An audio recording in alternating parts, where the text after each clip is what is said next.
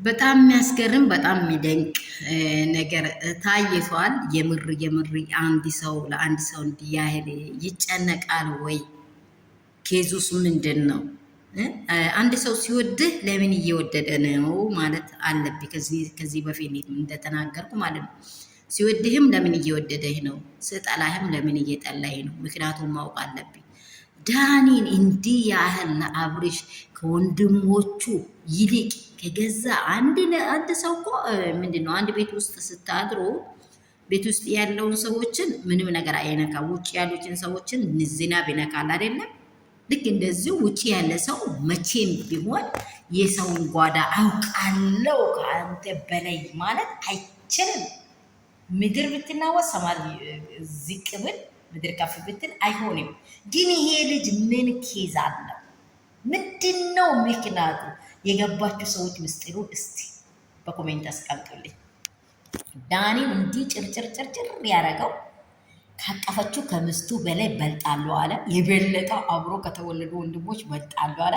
እኔ በጣም ነው እንደዚህ የሆነ ነገር እንዳለ ሁላችሁ ትረዳላችሁ ብዬ አምናለሁ። ሁሉ ሰላም ነው፣ መልካም ነው። እኔ ጋር ሁሉ ሰላም ነው፣ እግዚአብሔር ይመስገን። ሰላማችሁ ብዙ ስትረፍረፍ ይበልልኝ። ትንሽ ሰሞኑን ሙቀትም ሀይ ነው፣ ደግሞ ስራም ብዛት ዝት ብሎኝ ብዙም እየተገኘው አይደለም። የኔ ውዶች፣ የኔ እንቆች ብያችኋለሁ። ያላችሁ በስፍራ ሰላማችሁ ብዙ ትበል።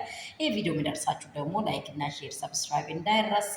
ደግሞ አዲስ ሰዎች ሰብስክራይብ፣ የመጀመሪያ ደግሞ ውድና እንቁ የሆናችሁ ቤተሰቦቼ ደግሞ ላይክ ማድረግ አለባችሁ። ሀሳባችሁን አስቀምጡ። አሁን ሩትዬ አብርሽ እንዲመጣ ትልቅ ሰርፕራይዝ አለኝ ብላለች። እንደመጣ ደግሞ እሷ ጋር እንደሚገናኝ 100 እጥፍ ተናግራለች። ዴቪም ፈቅዶላታል።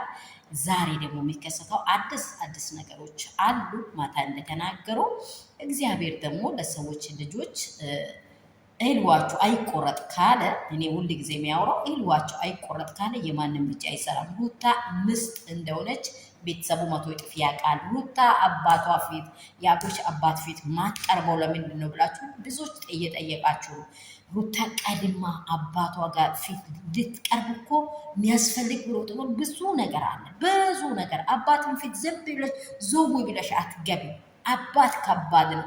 ይህን ሁሉ ላይፍ እያለፈች ደግሞ አባትዮ ፊት ለአብርሃም የምሰጠው መልስ ክፉ ከሆነ ይቀንጧታል፣ ወይም ይተዝቧታል። ይሄ ነገር እንዲሆን አትፈልግም። ለምን? አባትን በጣም ታከብረዋለች። እሷንም ጋሽዬ በጣም ስለሚያከብሯት ማለት ነው። ስለዚህ ይሄ ነገር ሩታ ለምን አትሄድም? ሩታ ለምንድን ነው ቤተሰቡን የጣላችሁ? ኖ አጣላም፣ መቼም አጣላም። የወለደች እናት አትጣላም። ይህንን ነገር ከአይምሯችሁ ሰርዛችሁ ጣሉ። በጣም ደስ የሚል የሩትዬም የዴቭም ደግሞ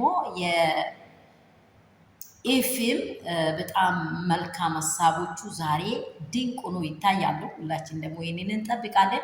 ዴቭ እንግዲህ ከመሄጃ በማጣቱ እንደዚህ ለማምጣት እንዳመነና ያለውን ነገር እንዳወራ ሩታ እንደምታሸነፍ 100 እጥፍ ዴቭ እንደዚህ እጅ ሰጥቶ አያውቅም።